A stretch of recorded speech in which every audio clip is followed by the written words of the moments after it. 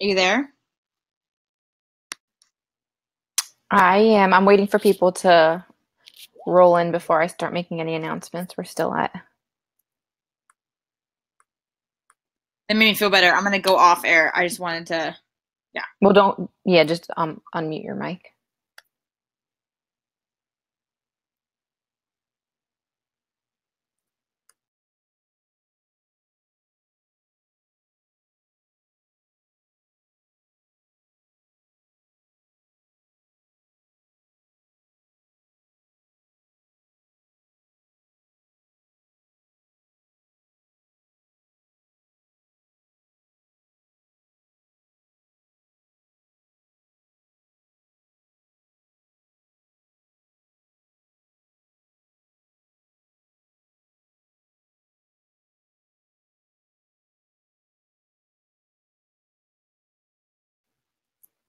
Welcome to Easy Landlord Forums webinar on acquisition tenants. We thank you for showing up today. We will be getting started shortly. In the meantime, feel free to say hello, introduce yourself, let us know where you're coming from, and we will be starting shortly. Thanks.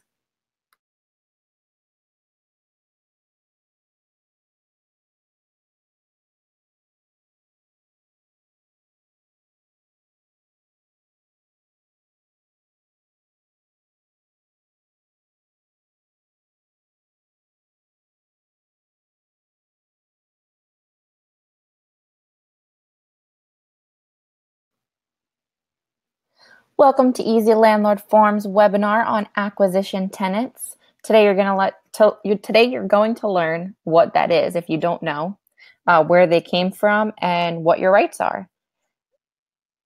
Feel free to introduce yourself in the chat box over to the right side of your page.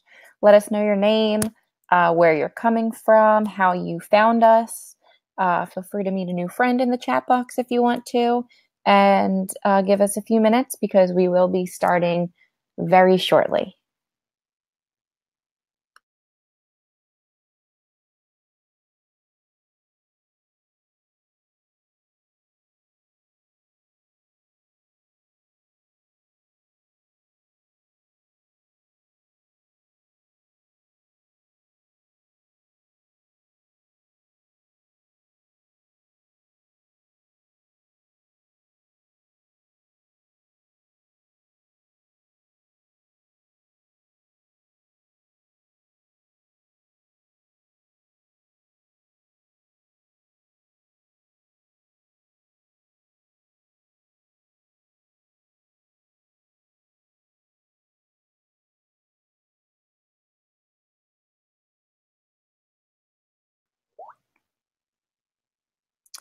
Welcome everybody. I see a few people are using the chat box. Hello, Molly from Texas.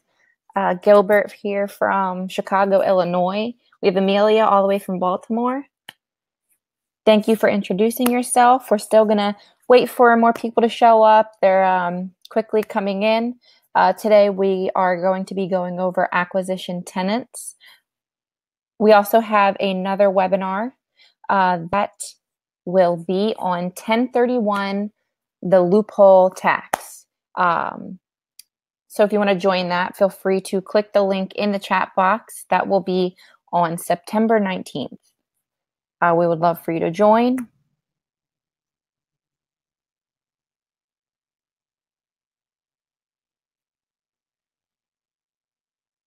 And we should be getting started within the next 30 seconds. So everybody get ready.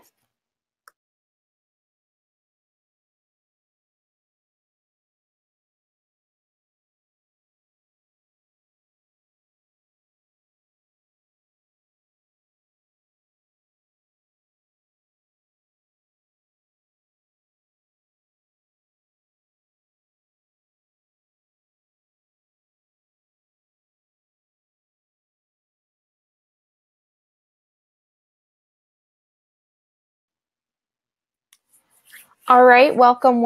Thank you for coming to today's webinar on acquisition tenants. Today, you're going to learn what they are, where they came from, and what your rights are. Today, presenting will be Elizabeth Colgrove. Welcome.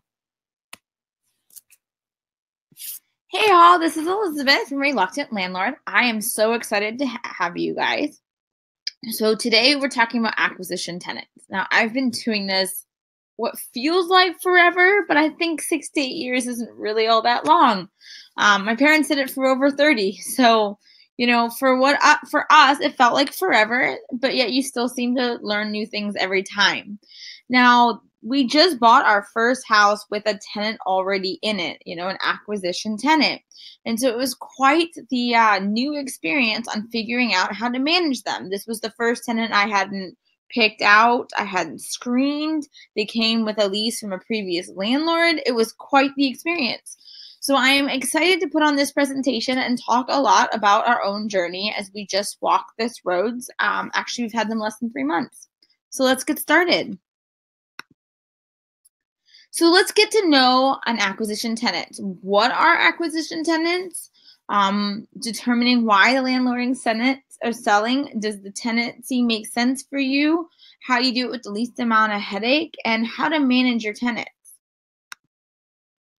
So what are acquisition tenants? They're tenants that you acquire as part of a real estate deal. So when we bought our house, we got 2 tenants. There was 2 units on this property. So we had 2 tenants that already came with the property. One had been there for 5 years and one that had been with 2 years.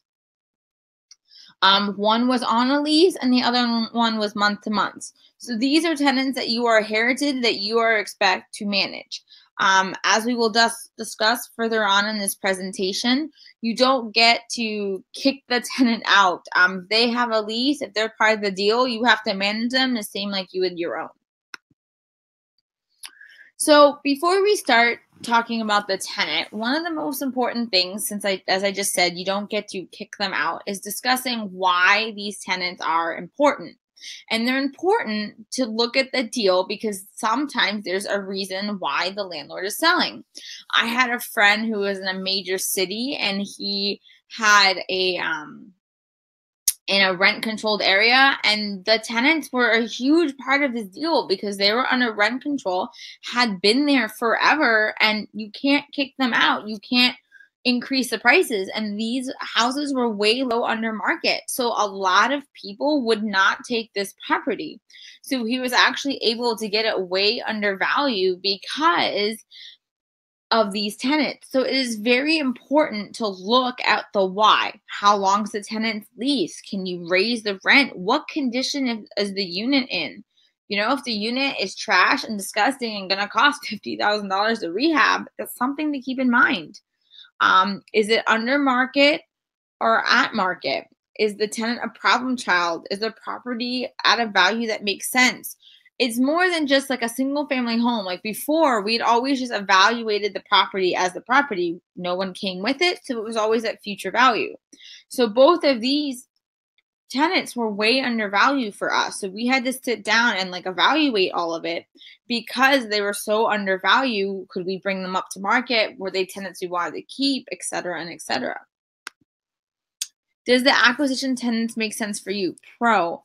A tenant is paying the rent. They're bringing in instant cash. It's easier to acquire a mortgage, but yet you also have to worry about you didn't put them in, you didn't sign the lease, you didn't do all of that. So in our case, it made perfect sense because we aren't in a rent-controlled area, so that wasn't a problem. The length of the lease wasn't that long. I actually had a friend, though, that the landlord signed the lease right before he sold it way under market because he wanted to protect his tenants, and she actually walked away from the deal. So it's very important to look at all of those things when you're doing it. So in our case, it was not a big deal. We sent out renewal notices. One raised the rents a little bit, brought it to market. We're going to do a little bit of fixing on it, and the property itself was great. So we got money from day one, so we had all the pros, and all of the cons weren't really there for us. So it was nothing but a good deal to have a property that had tenants in it. Now let's talk about the best way to manage your tenant. So the first thing you want to do is get all of the information and paperwork. And honestly, you really want to see what paperwork they have from day one, because if you don't have any paperwork, there might not be any way to prove the damage that you're getting. You also need to talk to your new tenant. So we got all of their information in step one, and none of that information worked. I had to go and knock on the door of the tenants and get their information that way. I actually put together a whole letter and everything. And three, you need to figure out what the market is and do you want to raise rents. If they're way undervalued and been there a long time, there's a very good chance they might leave. Are you okay with that? Do you want to place them? What are you looking for in this situation? Now, what paperwork should you request from the seller? An estoppel, a lease, a security deposit, move in, move out paperwork, and any correspondence. So the first thing let's talk about is an estoppel. This is a paperwork that the tenant says what he is paying. Like basically the idea is a lease is between the landlord and the tenant. And so if the landlord no longer has a lease, there's no way to prove what the tenant is paying. And even if they do have a lease, there's still no way to say like, well, yes, this is in writing, but this is how we do it. So basically the estoppel is a written from the tenant saying that this is what he does. So the landlord writes it up and says, we are receiving this amount in rent, this amount in security deposit, and X, Y, and Z. And the tenant says, yes, I agree. When I used to work on the commercial side, these were a huge deal because this basically was saying, tenant, this is what you can hold me to it. Now, nothing makes up for a lease, like if a landlord no longer has it, but an estoppel goes a long way to providing more backup if there is no lease. While you'd want to talk to a lawyer in your state if you have no lease from that tenant to see if it's a good property still, like does that mean he has squatter rights? Like you really want to go through the legals of that area, and estoppel goes a long way to still providing that same lease information without having a lease. I like an estoppel because it helps certify that the lease is being followed and this is what everybody is doing. Your security deposit, your move in and move out paperwork, and then any correspondence. Basically, you want to know everything because once you acquire the property, you have no idea what went on. So like in our case, when I showed up and the tenant decided to move out, she was showing me pictures like this is what the property's condition of. How can you prove what the property is? So pretty much the answer is you can't. So in our case, unless the tenant's destroyed the property from what we've seen, we plan on just giving back the security deposit. So that's why you really need to understand what all of the rules are and what the move in, what the move out looks like. But at the end of the day, you really want to put in your numbers. Like if I can't prove that they've done the damage, can I just give back the security deposit? And you also want to make sure you get the security deposit because I had a friend that never got them from the tenant or from the old landlord because they said that there was no security deposit. Transitioning your tenant. So again, you're acquiring this tenant. It's an acquisition tenant. So now, not only do you acquire them, but you have to manage them and go on. So first you need to establish your new rules and expectations. There is a reason sellers sell. Now, sometimes they're great tenants and the building just no longer makes sense.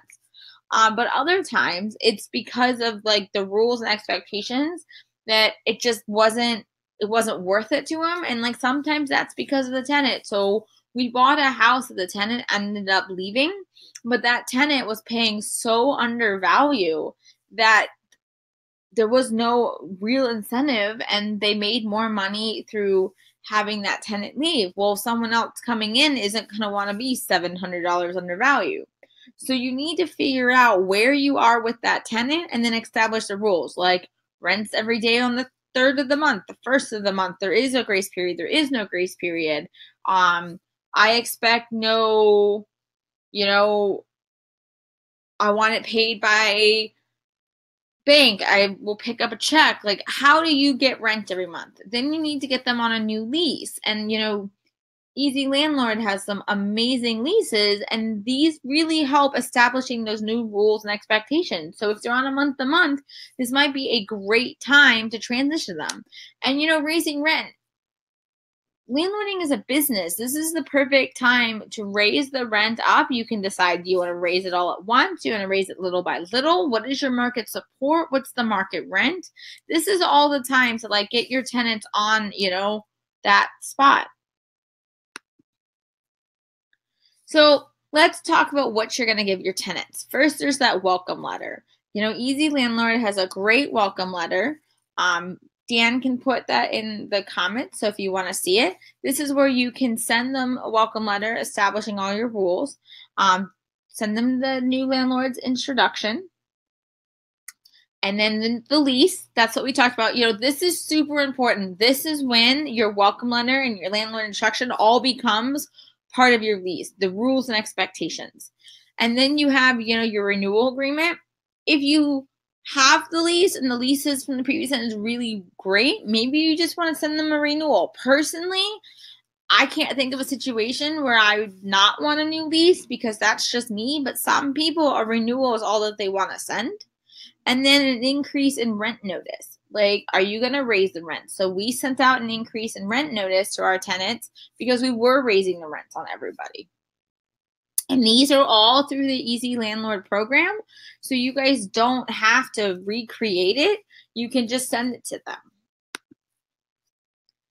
So conclusion, for us, it was an amazing thing. We got tenants from day one. We didn't have to install them. Yes, we had to raise rents, do new leases, send welcome letters, but it gave us a little bit of time. We acquired this building after we had our first child. So it was a great asset to not have that pressure of trying to install someone new and do everything. But we did still have to do a little bit of work, and we did a lot of the work in evaluating the deal.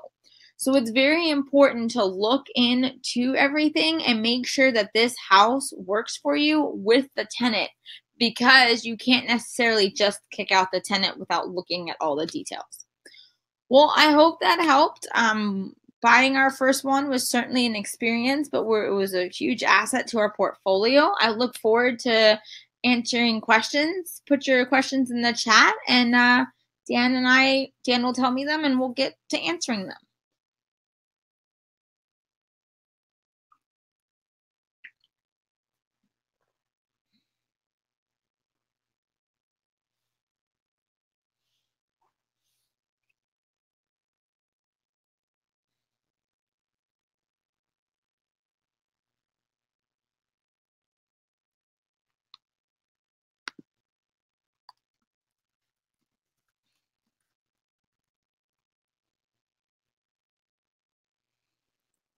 Just so you know, if you do have a question, you want to write it in the chat box. There is a button for speaking, but I'm pretty sure that's for microphone, so you want to type it right in the box. But we do have a question. Our first question is, you kind of went over it. It's, what if the original landlord no longer has the original lease? Can you write up a new one with the tenants? Yes, you can. They would just have to agree to it. Okay. And the second one was, have you ever inherited tenants yourself? We just had our first set of inherited tenants this spring. So that's why it's so important that you have all of your documentation. It worked out really well, but there was a few hiccups, like the phone numbers and the emails didn't work. And so we actually had to drive over. Luckily, it was in our town, and put up a letter and knock on the door in order to connect with our tenants. So our next question is, can you explain the estoppel better? So the estoppel, again, speak to a lawyer, but my understanding is the estoppel is where the tenants say they are basically it's so that the tenants agree that what is put into the lease they are doing. So basically, it's like a brand new lease document. So for us, the tenant said, yes, we're paying this amount of rent. Yes, this was our security, et cetera, et cetera. And that way, if there's any disagreements later, like, yes, I paid $500 for the lease, but we only paid $450 because the landlord gave us a better deal later, it was all in writing. Gotcha. All right. This next question is from Marty. He asks, can you tell us more about the liability of the selling landlord? Marty, I'm sorry. I'm a little confused what you mean. I mean, the reality is there's very little liability. Without knowing exactly what you mean, and I'm certainly not a lawyer, but when we bought the property, all of the risk was on us. That's why having an estoppel where they like agree that they're paying this much rent, that this is the term length, was so important, along with the lease and the move-in condition, because at the end of the day, it all became our responsibility. Travis asks, is there any law about having them go through a background check and credit check like they were a new prospect? Travis, there's nothing that I know about. The key that I do know is, like, if they're in a lease, they're in a lease. That's why it's so important to know exactly what you're getting yourself into, because you can't run a background check on the mid-lease and then kick them out because it pops or something. So we didn't do any of that, but obviously at renewal, that's the time for all of this to become discussed. Does that make sense? And also, every state is different. So if you have any questions about any type of specific law, you can, a little tip is if you take your state and put in landlord tenant laws, you can usually find your answer. And I totally agree, Gilbert. You definitely want to ask for anything you can. That was the other document session. But just remember that many of these programs, they only last for so long. Plus, there's no guarantee that, like, if a background was checked 5 years ago, that A, they have it, or B, that it's still good. But you can always run them through the local court system, like do a quick Google. That's a good way if you're worried about it.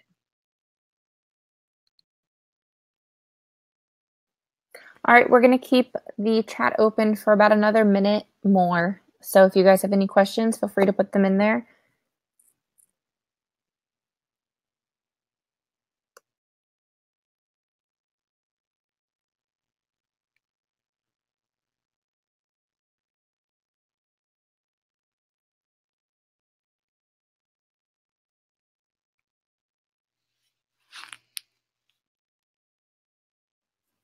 Again, while we wait for our last few questions, feel free to check out the links that we sent below and add yourself to our next webinar, which will be on September 19th at 1 o'clock p.m. Eastern Time. And that will be on 1031 tax loopholes. Feel free to check Dan's link in the chat. And if you click the little link, you can add yourself to the next one. And for our last question, as from Travis, will the slide deck from this presentation be sent to us? You can always go on YouTube and watch the replay.